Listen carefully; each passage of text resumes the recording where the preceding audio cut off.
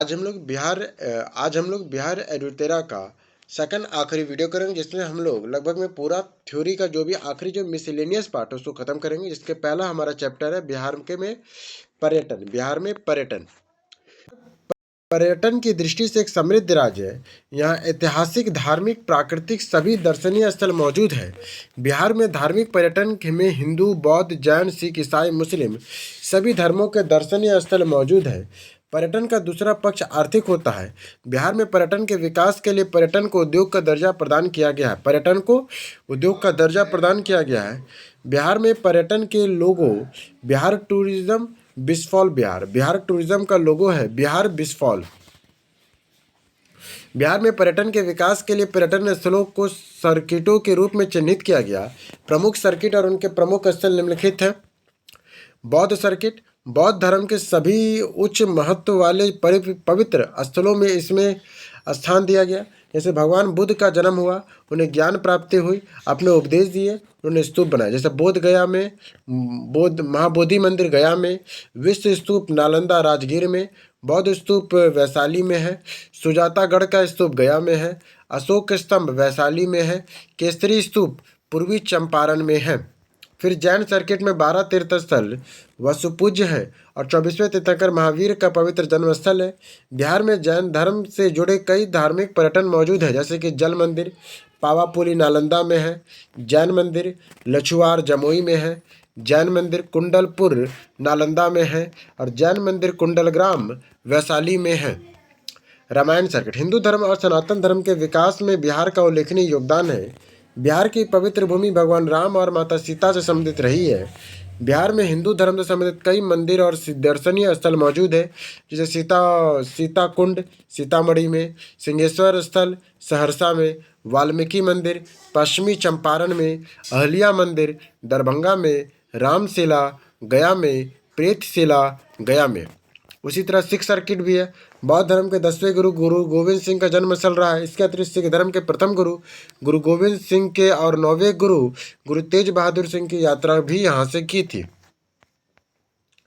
तख्त, जैसे कि यहाँ पे कौन कौन है, तख्त श्री महामंदिर जी पटना साहिब पटना में है, गुरुद्वारा जी का बाग पटना में है, कंगन घाट पटना में है, प्रकाश पुंज पटना में है, गुरुद्वारा हंडी साहिब पटना में है, गुरुद्वारा बाल लीला पटना में है, गुरु नानक कुंड राजगीर में है। सूफी सर्किट, बिहार में सूफीवाद के चिश्ती और सुहरावर्दी से संबंधित रहा है। बिहार में कई सूफी दर्शनीय स्थल मौजूद है, जैसे मनेर शरीफ पटना में, अमझर शरीफ औरंगाबाद में, शेर शाह का मकबरा सासाराम रोहतास में, बड़ी दरगाह नालंदा में है। इको सर्किट, बिहार में प्राकृतिक घटा, जैविक विविधता और मनभावक पर्यावरण दर्शनों के परिपूर्ण स्थल है। यहाँ पहाड़, झरने, हरियाली के मनभावक दृश्य मौजूद है।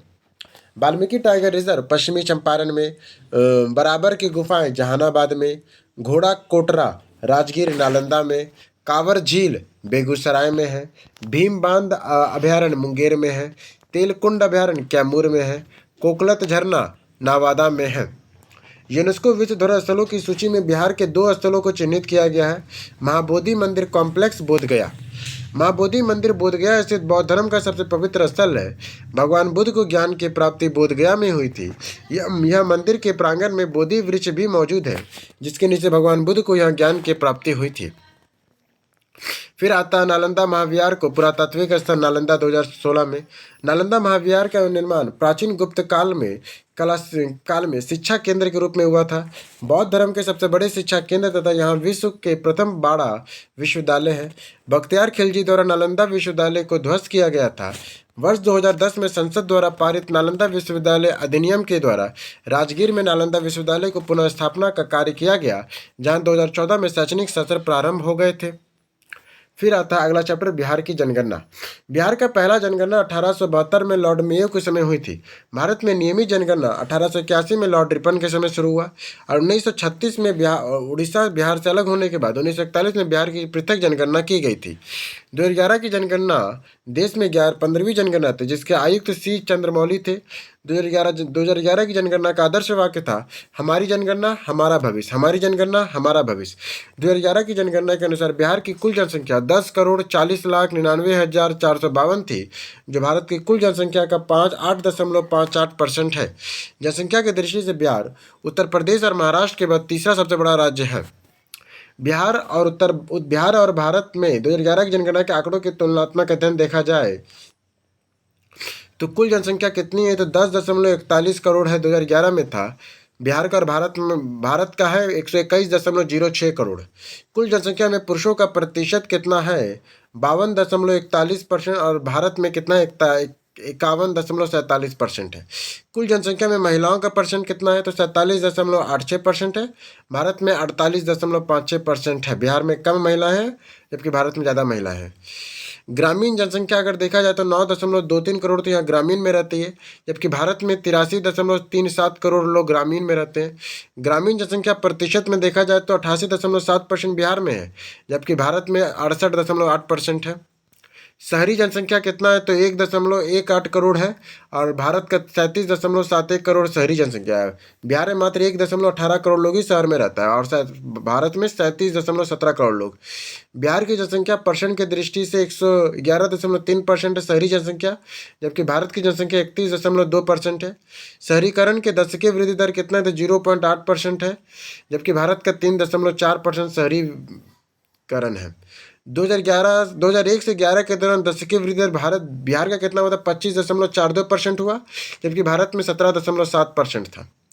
लिंगानुपात कितना है, तो बिहार का लिंगानुपात 918 है, जबकि भारत का 943 है। बिहार का लिंगानुपात कितना है, 918 लिंगानुपात है। बाल लिंगानुपात कितना है, तो 935 है बाल लिंगानुपात, जबकि शहरी में भारत देश का कितना है, तो 919 है। बिहार का लिंगानुपात 935 और देश का है 919, जबकि लिंगानुपात 918 है ग्रामीण बिहार का और 943 है शहरी। जनसंख्या घनत्व देखा जाए तो 1106 लोग प्रति किलोमीटर रहते हैं बिहार में, जबकि भारत में 382 किलोमीटर प्रति लोग रहते हैं। 0 से 14 वर्ष की आयु की जनसंख्या प्रतिशत कितना है, तो 40.2% है, जबकि भारत में 30.9% है। 15 से 69 वर्ष की आयु की जनसंख्या कितना है, तो 53.5% है, जबकि देश में 60.7% है। 60 वर्ष से अधिक की जनसंख्या कितना है बिहार में, तो 6.3, और भारत में कितना है, तो 8.4% है। फिर आता है साक्षरता दर। बिहार में कितना साक्षरता दर है, तो 61% है, जबकि भारत में 73% है। पुरुष साक्षरता दर कितना है, तो 71% है बिहार में, भारत में 80% है। महिला साक्षरता दर 51% 2011 के अनुसार, जबकि भारत में 64% है। साक्षरता दर में वृद्धि कितना, पहले 17% का वृद्धि हुआ है बिहार में, और भारत में 10.9% का वृद्धि हुआ है। ग्रामीण साक्षरता दर कितना था, तो 69.8% था, जबकि भारत में 67.8% है ग्रामीण साक्षरता दर। शहरी साक्षरता दर कितना है, तो 76.9% है, जबकि देश में 84.1% है। अनुसूचित जाति का प्रतिशत कितना है, तो बिहार में कितना है, तो 15.72% है, जबकि देश में 16.6% है अनुसूचित जाति। और अनुसूचित जनजाति कितना है, तो बिहार में मात्र 1.3% है, जबकि भारत में 8.6% है। 2011 की जनगणना के संबंधित आंकड़े देखें। सर्वाधिक क्षेत्रफल वाले 3 जिले कौन कौन है, तो पश्चिमी चंपारण, गया, पूर्वी चंपारण। सबसे कम क्षेत्रफल वाला 3 जिले कौन कौन है, तो शिवहर, अरवल, शेखपुरा। सर्वाधिक जनसंख्या वाले 3 जिले कौन है, तो पटना, पूर्वी चंपारण, मुजफ्फरपुर। सबसे कम जनसंख्या वाले 3 जिले कौन है, तो शेखपुरा 6.4 लाख, द्वितीय में है शिवहर है, और तृतीय में अरवल है। सर्वाधिक जनसंख्या की दशकीय वृद्धि दर वाले 3 जिले कौन है, तो मधेपुरा, किशनगंज, अररिया और खड़िया है। सबसे कम जनसंख्या वृद्धि दर वाले 3 जिले कौन है, ऐसे 3 जिले याद नहीं होगा, चलो एक जिले याद किया ज़्यादा अच्छा है। सर्वाधिक जनसंख्या वाला जिला कौन है, तो पश्चिमी चंपारण सर्वाधिक क्षेत्रफल वाला जिला है। सबसे कम क्षेत्रफल वाला कौन जिला है, तो शिवहर है। सबसे ज़्यादा क्षेत्रफल किसका है, तो पश्चिमी चंपारण, सबसे कम है शिवहर का। सर्वाधिक जनसंख्या वाले 3 जिले कौन है, तो पटना है। सबसे ज़्यादा जनसंख्या 58.4 लाख लोग रहता है वहाँ पे। सबसे कम जनसंख्या शेखपुरा का है, मात्र 6.4 लाख लोग रहता है वहाँ पे शेखपुरा में। सर्वाधिक जनसंख्या वृद्धि वाला 3 जिले कौन कौन है, तो सबसे ज़्यादा जनसंख्या वृद्धि कहाँ हुआ, तो मधेपुरा में हुआ। 31% का जनसंख्या वृद्धि हो गया मधेपुरा में। सबसे कम जनसंख्या वृद्धि हुआ अरवल में, मात्र 8-9%। सर्वाधिक लिंगानुपात वाला जिला कौन है? तो गोपालगंज है, 1021 लोग रहता है। और सबसे कम लिंगानुपात वाले जिले हैं तुम्हारा मुंगेर है, मात्र 876 है। सर्वाधिक बाल लिंगानुपात कहाँ पर है? तो किशनगंज में है, 971। सबसे कम है वैशाली में, मात्र 904। सबसे अधिक जनसंख्या घनत्व कहाँ है? तो शिवहर में 1880 लोग रहता है शिवहर में। उसके बाद पटना से ज़्यादा जनसंख्या घनत्व के मामले में। सबसे कम जनसंख्या घनत्व वाला जिला कौन है? तो कैमूर है, मात्र 488 लोग रहता है। सर्वाधिक शहरीकरण वाला जिला कौन है? तो वो है पटना। सबसे ज़्यादा शहरीकरण हुआ है पटना का। फिर सबसे कम शहरीकरण वाला जिला कौन है? तो समस्तीपुर और बांका है। सर्वाधिक साक्षरता वाले जिला कौन है? तो रोहतास है, सबसे अधिक साक्षरता दर है। सबसे कम साक्षरता वाला जिला कौन है? तो पूर्णिया। पुरुष में सबसे ज़्यादा कहाँ है? तो रोहतास में। पुरुष में सबसे कम कहाँ है? तो पूर्णिया में। महिलाओं में सबसे ज़्यादा कहाँ है? तो रोहतास में। महिलाओं से ज़्यादा कम कहाँ है? तो यहाँ पे सहरसा में सबसे कम महिला साक्षरता दर है, सहरसा में मात्र 41%। ग्रामीण साक्षरता दर वाले जिले कौन है? तो रोहतास है। ग्रामीण में कम साक्षरता दर वाला जिला कौन है? तो पूर्णिया है। शहरी साक्षरता कहाँ है? तो कैमूर में है सबसे ज़्यादा साक्षरता। सबसे कम साक्षरता कहाँ है? तो शिवहर में है। अनुसूचित जाति का प्रतिशत वाले कौन है? तो गया में सबसे ज़्यादा 80 पाया जाता है, 30% ऐसे गया में पाया जाता है। सबसे कम पाया जाता है किशनगंज में, मात्र 6.69%। सबसे अधिक ऐसे कहाँ पाया जाता है? तो पश्चिमी चंपारण में 6.35। सबसे कम पाया जाता है खगड़िया में 0.04%।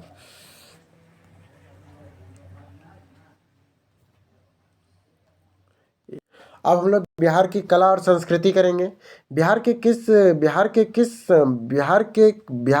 सॉरी किसी भी क्षेत्र में सांस्कृतिक जीवन की पहचान बौद्धिक विरासत के साथ साथ कला, पूर्व, पर्व, त्योहार, मेले, उत्सव, लोगों के रहन सहन का भी महत्वपूर्ण स्थान होता है। कलात्मक दृष्टि से बिहार का इतिहास काफ़ी बहुआयामी और समृद्ध रहा है। बिहार में कला का इतिहास स्थापत्य, मूर्ति, चित्र का अद्भुत सम्मिश्रण रहा है। आधुनिक काल में यह परंपरा संगीत, नृत्य और पर्व त्योहारों आदि के रूप में अधिक विकसित हुआ है। बिहार के कला का रूप देखें तो स्थायित्व, चित्रकला, संगीत कला, नृत्य और लोक नाटक, पर्व त्योहार और मेले आते हैं। फिर आता है स्थापत्य कला, मौर्य कला। बिहार में कला परंपरा के स्थायी प्रमाण मौर्य काल से प्राप्त होता है। मौर्य काल के दौरान बने राजप्रसाद, स्तंभ, स्तूप और गुफा स्थापत्य कला के प्रमुख हैं। पटना के कुम्हार से चंद्रगुप्त मौर्य के राजप्रसाद के अवशेष मिले हैं। यहाँ से एक विशाल कक्ष का अवशेष मिला जिसमें 80 स्तंभ थे। ये गोलाकार स्तंभ एकासे पत्थर के बने थे। संभवतः यह महल पत्थर के स्तंभ पर लकड़ी से निर्मित हो। फिर आता है अशोक के धर्म प्रचार के लिए एकास्मर पत्थर के स्तंभ का निर्माण कराया था। इन स्तंभों के शीर्ष पर पशुओं की आकृति है जो उल्टे कमल के फूल पर स्थित है। बिहार में स्तंभ लोहिया नंदनगढ़ पश्चिमी चंपारण, लोहिया अरगोजा पूर्वी चंपारण और रामपुरवा पूर्वी चंपारण बसाड़ वैशाली से प्राप्त हुआ है। ये एकास्मय स्तंभ चुनार के धूसर बालू के पत्थर से निर्मित है। इस पर सुंदरता के लिए चमकीली पॉलिश का प्रयोग किया जाता है। आजीवन संप्रदाय के अनुयायियों के लिए अशोक और उसके पौत्र दशरथ ने बराबर और नागार्जुन की पहाड़ियों में गुफाओं का निर्माण कराया था। गुफाओं के भीतर के भाग में चमकीली पॉलिश का उपयोग इसके प्रमुख विशेषता थी। मौर्य काल की मूर्ति के अवशेष पटना और इसके आसपास से प्राप्त होती है। पटना में यक्ष की 2 मूर्तियां प्राप्त हुई है। ये हल्के भूरे रंग के बालू के पत्थर से निर्मित है। पटना के लोहिनीपुर में पुरुषों के नग्न रूप में 2 मूर्तियां प्राप्त हुई है। संभवतः ये जैन तीर्थंकरों की मूर्तियां हैं। इसका निर्माण जैन शैली के कायोत्तम मुद्रा से हुआ है। पटना सिटी के दीरथगंज में एक स्त्री की मूर्ति मिली है जिसे यक्षी या स्त्री रत्न का नाम दिया गया। भूरे रंग के बालू पत्थर से बनी यह मूर्ति नारी की शारीरिक सौंदर्य के सूक्ष्म रूप से प्रदर्शित करती है। पाल काल के दौरान स्थापत्य और मूर्तिकला के रूप का अवशेष मिलते हैं। पाल काल में स्थापत्य और मूर्तिकला के रूप के अवशेष मिले हैं। अदोन्तपुरी और विक्रमशिला विश्वविद्यालय पाल कला के स्थापत्य का प्रमुख उदाहरण है। इसके निर्माण ईंटों से किया गया है। आंगन के चारों ओर बरामदे तथा बरामदों के पीछे के भिक्षुओं के निवास के लिए कमरे इसकी प्रमुख विशेषता है। गया में निर्मित विष्णुपद मंदिर पालकालीन मंदिर स्थापत्य के अत्यंत सुंदर उदाहरण है। पाल कला के मूर्तिकला के पत्थर कांसे दोनों का प्रयोग हुआ है। कांसे की मूर्ति के प्रमुख रचनाकार धीमन और पिठपाल थे। ये पाल कला के धर्मपाल और देवपाल के समकालीन थे। कांसे की बनी ये मूर्तियाँ सांचे में ढलती है। इसके अंदर इनके अनेक नमूने नालंदा और कुकीगृह गया से प्राप्त हुए हैं। पाल कला के पत्थर मूर्तियाँ काले बेसाट पत्थर से बनी हुई है। ये पत्थर मुंगेर की पहाड़ियों से प्राप्त किए गए। इन मूर्तियों के बौद्ध हिंदू धर्म के विशेष प्रभाव है। मध्यकालीन स्थापत्य तुर्क काल के सबसे महत्वपूर्ण इमारत बिहार शरीफ स्थित मलिक इब्राहिम या मलिक बया का मकबरा है। इसका निर्माण 1353 में हुआ। यह इस पर तुगलक शैली का प्रभाव है। अफगान शैली का सर्वश्रेष्ठ नमूना शेर शाह का मकबरा है। इसका निर्माण सासाराम में 1545 में मध्य में हुआ है। झील के मध्य अष्टकोणीय आकार का यह मकबरा एक चबूतरे का बना है, जिसके चारों तरफ सीढ़ियां हैं। इसकी छत में वृहद गुंबद है। इसके अतिरिक्त सासाराम में हसन खां का और इस्लाम शाह का भी मकबरा है अफगान शैली में। फिर आता है मुगल शैली की इमारतें। बिहार में सबसे सुंदर उदाहरण 1617 ईस्वी में शाह दौलत के मनेर स्थित मकबरा है। इसे जहांगीर के शासनकाल में बिहार के प्रांतपति इब्राहिम खां कराकर ने बनवाया था। इसका निर्माण लाल बलुआ पत्थर से हुआ है। सुंदर जालियां, ऊंचे चबूतरा और भव्य गुंबद इसके प्रमुख आकर्षण है। यूरोपीय स्थापत्य। गैथिक शैली में पटना संग्रहालय, पटना कॉलेज भवन और बांकीपुर चर्च और पटना सिटी स्थित पादरी हवेली इसके प्रमुख उदाहरण। यूरोपीय शैली में कौन कौन है? गौथिक शैली में पटना संग्रहालय है, पटना कॉलेज भवन है और बांकीपुर चर्च और पटना सिटी में स्थित पादरी हवेली यूरोपीय शैली का उदाहरण है। इस पर हॉलैंड शैली का भी प्रभाव मिलता है। यूरोपीय शैली में किसका प्रभाव मिलता है? हॉलैंड शैली का। नवीन यूरोपीय शैली में पटना का राजभवन, पटना सचिवालय, पटना उच्च न्यायालय का निर्माण करवाया गया था। गोलघर यूरोपीय कला के गुंबद कला का एक प्रमुख नमूना है। हिंदू इस्लामी शैली में पटना संग्रहालय और सुल्तान पैलेस के निर्माण कराया गया था। अब आता है चित्रकला।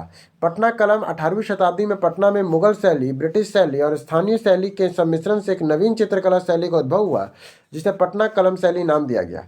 इस कला शैली का मुख्य विशेषता लघु चित्रों का निर्माण। इसका निर्माण कागज और हाथी दांत पर किया जाता था। इसमें मुगलों की भव्यता की जगह सामान्य पर्व, त्योहार, उत्सव, जीवन जंतु और सामान्य जीवों के जीवन के चित्रों की प्रधानता दी गई थी। मधुबनी चित्रकला।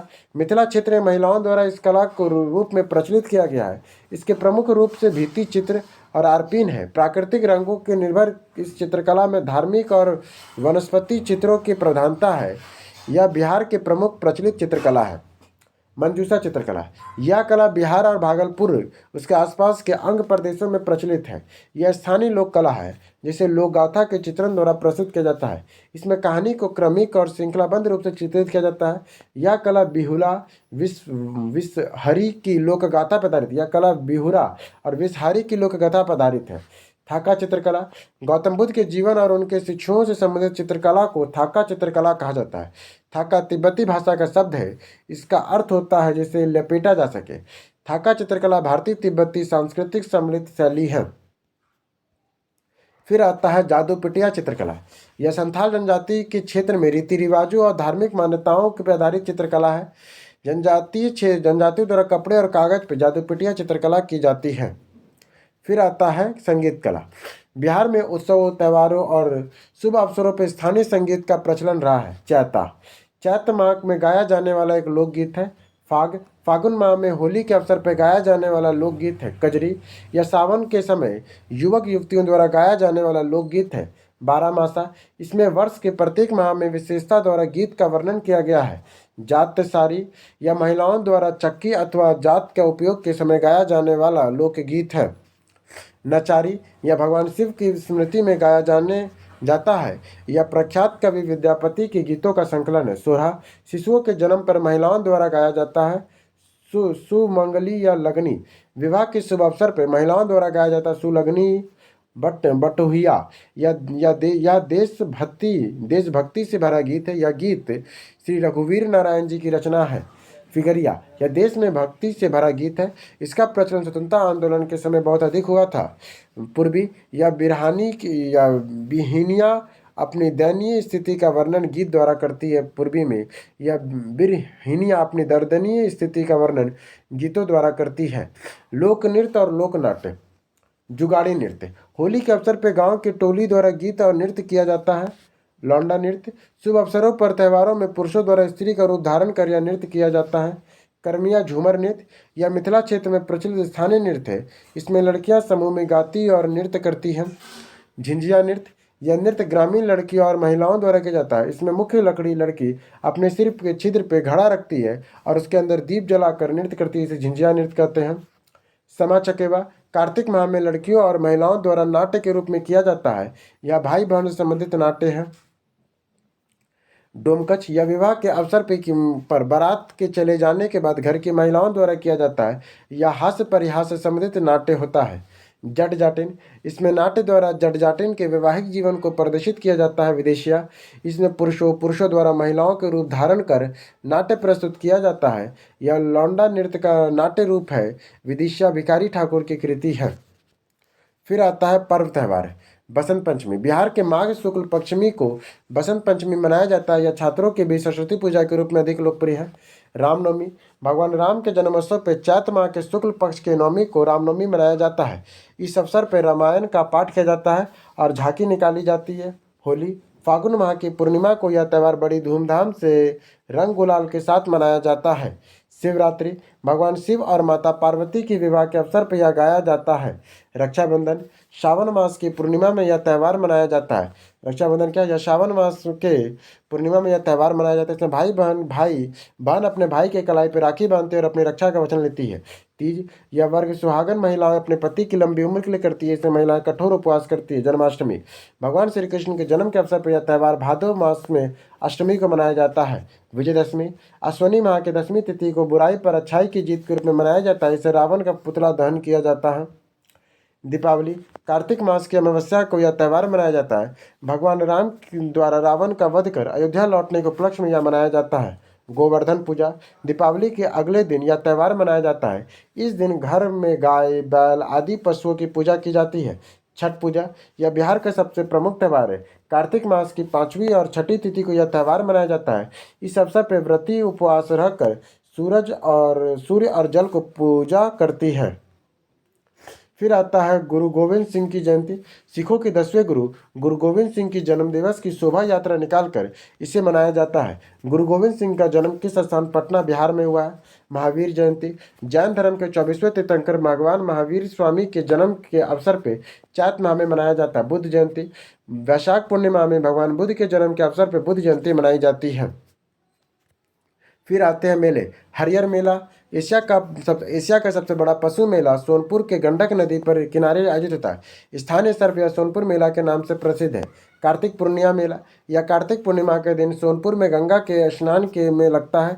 इस दिन लोग गंगा स्नान कर हरियर नाथ की पूजा करते हैं और इसी दिन सोनपुर मेला का 1 मास के लिए प्रारंभ होता है। कार्तिक पूर्णिमा से वैशाली का मेला, महावीर की जन्मस्थली में चैत्र मास के वैशाली मेले का आयोजन किया जाता है।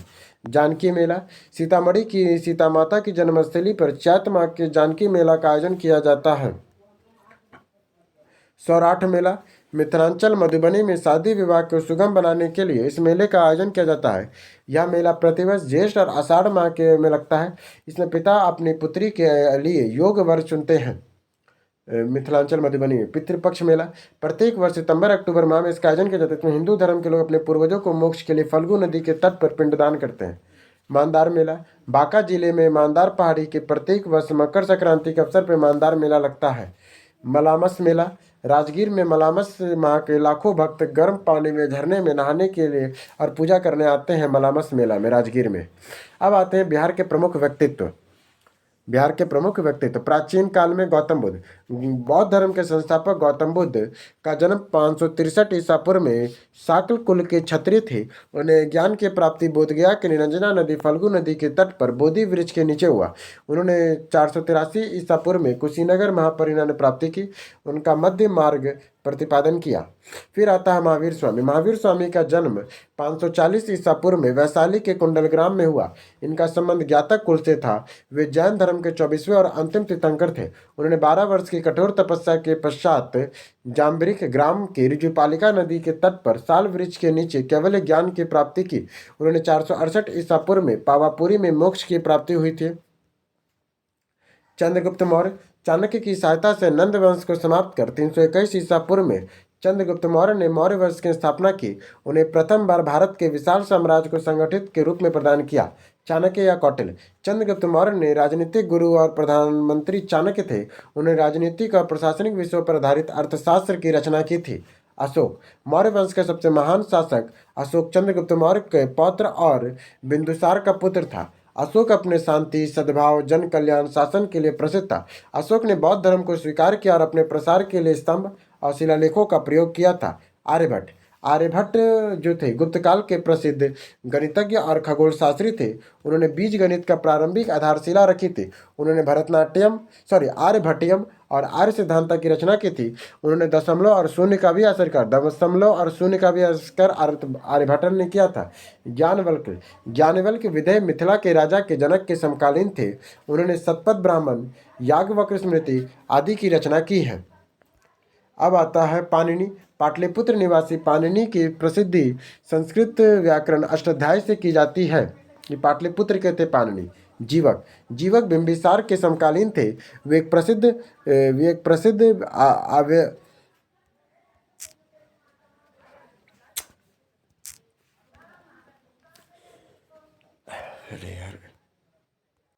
जीवक बिंबिसार के समकालीन थे। जीवक जो थे ये बिंबिसार के समकालीन थे, एक प्रसिद्ध आयुर्वेदाचार्य थे। जीवक की महात्मा बुद्ध और उज्जैन के राजा प्रघोत का उपचार किया था। अश्वघोष महाकवि और दार्शनिक थे। वे कनिष्क के समकालीन थे। वे प्रसिद्ध रचना बुद्ध चरित्रम किया था। बाणभट्ट हर्षवर्धन के समकालीन थे। उन्होंने हर्षचरित और कादम्बरी की रचना की थी। कादम्बरी विश्व की सबसे प्राचीन उपन्यास भी है। फिर आता है दीपांकर श्रीज्ञान विक्रमशिला विश्वविद्यालय के प्रसिद्ध आचार्य थे। उन्होंने तिब्बत शासक के नियंत्रण में तिब्बत भेजा गया और बौद्ध धर्म के प्रमुख ज्ञाता रहे थे। मंडल मिश्र मिथिला क्षेत्र में प्रसिद्ध विद्वान और दार्शनिक थे। उन्होंने शंकराचार्य के साथ शास्त्रार्थ किया था। फिर आता है मध्यकाल में सबसे पहले मुकद्दम सुआउद्दीन मियामा मनेरी 14वीं शताब्दी में बिहार के सूफी संत थे। इन्होंने फिरदौसी संप्रदाय को बिहार में प्रसार किया। फिरदौसी संप्रदाय का प्रसार किसने किया बिहार में? मुकद्दम सफरुद्दीन याह्या मनेरी ने। सिरसा भारत का सर्वश्रेष्ठ अफगान शासक मुगल सत्ता को समाप्त कर सूर्य वंश की स्थापना की थी। सूर्य शासक इनके प्रशासनिक सुधारों के लिए विशेष रूप से जाना जाता है। शेरशाह ने जन कल्याण के लिए कृषि, संचार, यातायात के व्यापक सुधार किया था। फिर आता है विद्यापति बिहार के दरभंगा के प्रसिद्ध श्रृंगार रस के कवि थे। उनकी मैथिली और संस्कृत की रचना काफ़ी प्रसिद्ध थी।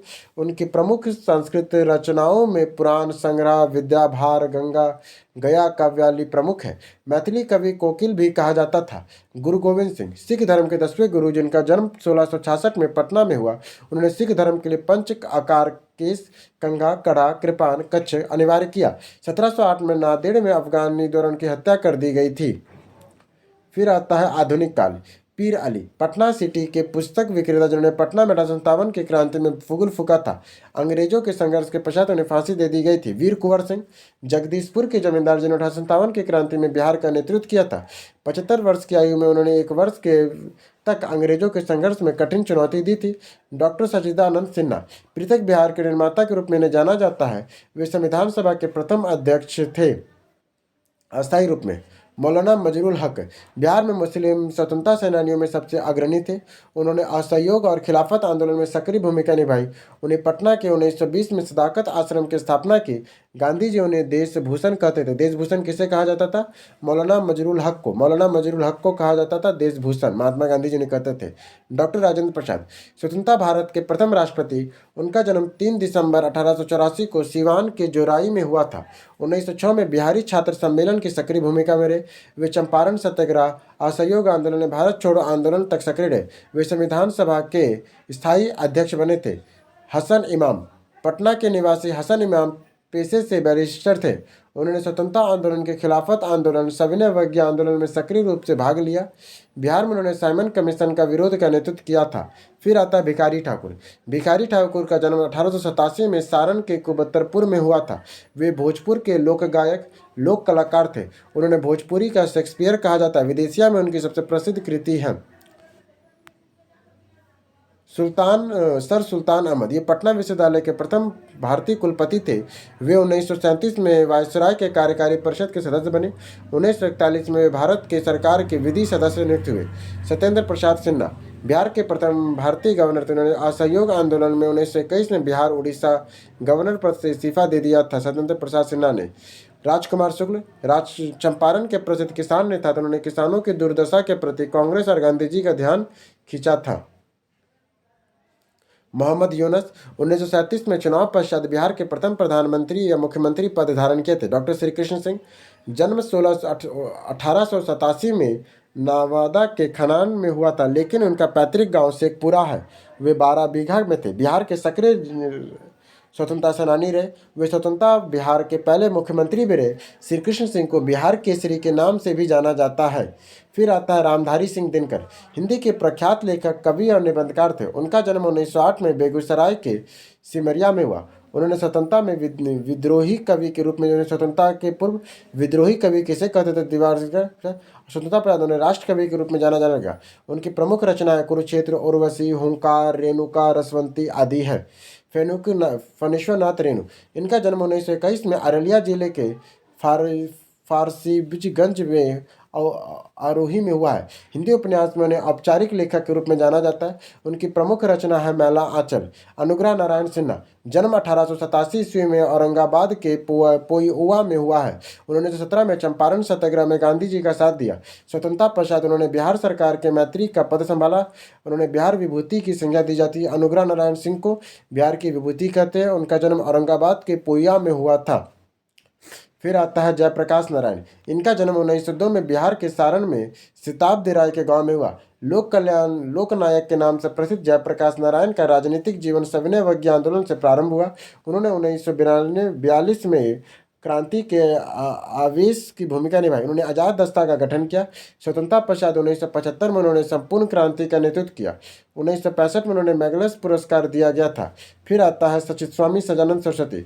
स्वामी सच्चिदानंद सरस्वती भारत में के किसानों के आंदोलन के जनक कहा जाता है। उन्होंने सन्यासी जीवन व्यतीत करते हुए किसानों के अधिकारों के लिए संगठन का नेतृत्व किया। 1929 में उन्होंने बिहार प्रांतीय किसान सभा का गठन किया। उन्होंने 1936 में भारतीय किसान सभा की स्थापना की। उन्होंने हुंकार पत्रिका में अपने विचार प्रस्तुत किए थे। कर्पूरी ठाकुर। इनका जन्म 1924 में बिहार के समस्तीपुर में हुआ था। उन्होंने गरीबों का मसीहा के रूप में जाना जाता है। कर्पूरी ठाकुर स्वतंत्रता के पश्चात बिहार के दूसरे उप मुख्यमंत्री और 1970 में बिहार के मुख्यमंत्री बने थे। राहुल साकृत्यायन। ये हिंदी के प्रमुख इतिहासकार। उनका मूल नाम केदारनाथ पांडे है। उनका जन्म 1893 में उत्तर प्रदेश के आजमगढ़ में हुआ तथा उनके ज्ञान भंडार की उन्हें महापंडित की उपाधि दी गई। उन्होंने बिहार में किसान आंदोलन की प्रमुखता से भाग लिया। उन्होंने सिवान के अंबारी या अनावरी सत्याग्रह का नेतृत्व किया था। फिर आता है खान बहादुर खुदाबख्श खां, जिनका जन्म 1842 में सिवान के उखुई में हुआ। उन्हें पटना के प्रसिद्ध खुदाबख्श लाइब्रेरी की स्थापना की थी। स्वतंत्रता पश्चात उन्होंने राष्ट्र धरोहर मानते हैं। 1969 में संसद द्वारा पारित एक प्रस्ताव के तहत इनका नियंत्रण भारत सरकार द्वारा दिया गया।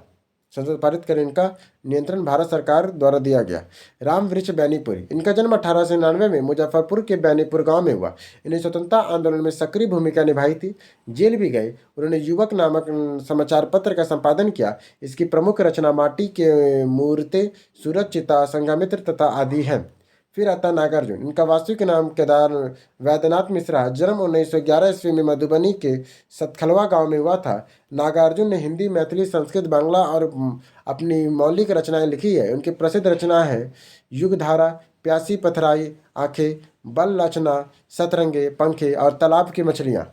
फिर आता है बिल्हा खान। उस्ताद बिस्मिल्लाह खां का जन्म 1916 में बक्सर के डुरमुआ गांव में हुआ है। ये शहनाई वादन के लिए प्रसिद्ध थे। उन्होंने प्रथम स्वतंत्रता दिवस 15 अगस्त 1947 को लाल किले की शहनाई वादन किया और 2001 में उन्होंने भारत रत्न से भी सम्मानित किया गया। अब आता है बिहार विशेष विविध। बिहार का प्रथम लोकतांत्रिक गणराज्य कौन है, तो वैशाली है। बिहार का प्रथम विश्वविद्यालय नालंदा विश्वविद्यालय है। बिहार का प्रथम वैभवशाली नगर पाटलिपुत्र था। बिहार का प्रथम खगोल वैज्ञानिक आर्यभट्ट है। प्रथम राष्ट्रपति भारत का राजेंद्र प्रसाद है। संविधान सभा का अस्थायी अध्यक्ष डॉक्टर सच्चिदानंद सिन्हा है। संविधान सभा के स्थायी अध्यक्ष राजेंद्र प्रसाद है। ब्रिटिश शासन के तहत प्रथम राज्यपाल सत्येंद्र प्रसाद सिन्हा थे। प्रथम राज्यपाल कौन है? सत्येंद्र प्रसाद सिन्हा थे ही ब्रिटिश शासन प्रथम राज्यपाल। ब्रिटिश शासन में बिहार के प्रथम राज्यपाल सर जेम्स इमिस्टन थे। बिहार के प्रथम भारतीय राज्यपाल। ठीक है। बिहार स्वतंत्र भारत के प्रथम राज्यपाल कौन थे, तो जयराम दौलत राम थे 1947 में। ब्रिटिश शासन में बिहार का प्रथम मुख्यमंत्री मोहम्मद यूनुस था 37 में। स्वतंत्र बिहार का पहला मुख्यमंत्री श्री कृष्ण है। बिहार के हरिजन मुख्यमंत्री भोला पासवान शास्त्री 3 बार बने थे। बिहार के प्रथम निर्दलीय मुख्यमंत्री महामाया प्रसाद सिन्हा है। बिहार में मुस्लिम मुख्यमंत्री अब्दुल गफूर है। बिहार के प्रथम महिला मुख्यमंत्री राबड़ी देवी है। पटना उच्च न्यायालय के प्रथम मुख्य न्यायाधीश एडवर्ड मेडस डेल्स कैमियर है। पटना उच्च न्यायालय की स्थापना 3 फरवरी 1916 को हुआ। पटना उच्च न्यायालय की स्थापना। पटना उच्च न्यायालय के प्रथम भारतीय मुख्य न्यायाधीश बने थे सर सैयद फजल अली बने थे। सर्वोच्च न्यायालय में प्रथम बिहारी मुख्य न्यायाधीश कौन थे? तो बिहारी मुख्य न्यायाधीश भुवनेश्वर प्रसाद सिन्हा थे। विधानसभा के प्रथम अध्यक्ष रामदयालु सिंह थे। विधान परिषद के प्रथम सभापति राजीव रंजन प्रसाद सिंह है। बिहार के प्रथम ज्ञानपीठ पुरस्कार पाने वाले पहले रामधारी सिंह दिनकर है।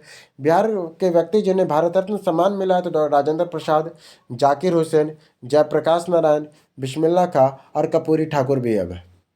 बिहार के प्रथम अशोक चक्र प्राप्त करने वाले व्यक्ति रणधीर वर्मा है। बिहार में प्रथम हिंदी समाचार पत्र बिहार बंधु 1874 में। बिहार में प्रथम अंग्रेजी साप्ताहिक समाचार पत्र दी बिहार हेराल्ड है 1875 में। बिहार के प्रथम हिंदी दैनिक समाचार पत्र सदर हितैषी है। बिहार में प्रथम हिंदी का अंग्रेजी समाचार पत्र कौन था? तो दी सर्च लाइट 1918 में। बिहार में प्रथम उर्दू समाचार पत्र नूल अलवर है 1876 में। बिहार में प्रथम हिंदी छापखाना बिहार बंधु प्रेस है। बिहार का प्रथम नगर पालिका आरा थी। बिहार की प्रथम नगर पालिका कौन सी थी? नगर पालिका आरा थी। बिहार में प्रथम अंग्रेजी यात्री रॉफ किच है। बिहार में सबसे बड़ी नदी गंगा है। सबसे बड़ा नगर पटना है। सबसे बड़ा हवाई अड्डा जयप्रकाश नगर हवाई अड्डा पटना है। सबसे बड़ा रेलवे स्टेशन पटना जंक्शन है। सबसे बड़ा प्लेटफॉर्म सोनपुर है। सबसे बड़ा सड़क पुल महात्मा गांधी सेतु है। सबसे बड़ा मेला हरिहरनाथ मेला सोनपुर में है। सबसे बड़ा तेल शोधन कारखाना बरौनी रिफाइनरी में है। सबसे बड़ा सिंचाई परियोजना सोन बहुउद्देश्य परियोजना है। सबसे बड़ा तारामंडल इंदिरा गांधी तारामंडल पटना में है। आधुनिक बिहार का प्रथम विश्वविद्यालय पटना विश्वविद्यालय 1917 में है। बिहार का प्रथम खुला विश्वविद्यालय नालंदा विश्वविद्यालय है। बिहार का सबसे बड़ा विश्वविद्यालय मगध विश्वविद्यालय है। बिहार का प्रथम कॉलेज पटना कॉलेज है। 9 जनवरी 1863 में बना था बिहार का प्रथम कॉलेज। बिहार का सबसे बड़ा जिला गया है। सबसे गर्म जिला गया है। सबसे ठंडा जिला भी गया है। सबसे गर्म और ठंडा दोनों कौन है? तो गया है। सबसे अधिक वर्षा वाला किशनगंज है। सबसे कम वर्षा वाला औरंगाबाद है। सबसे बड़ा जिला क्षेत्रफल की दृष्टि से पश्चिमी सबसे क्षेत्रफल के सबसे छोटा जिला शिवहर है। इस तरह हम लोग का बिहार का थ्योरी खत्म हो गया। अब अगला चैप्टर हम लोग प्रश्नावली करेंगे और ये बुक को खत्म करेंगे। तब तक के लिए धन्यवाद।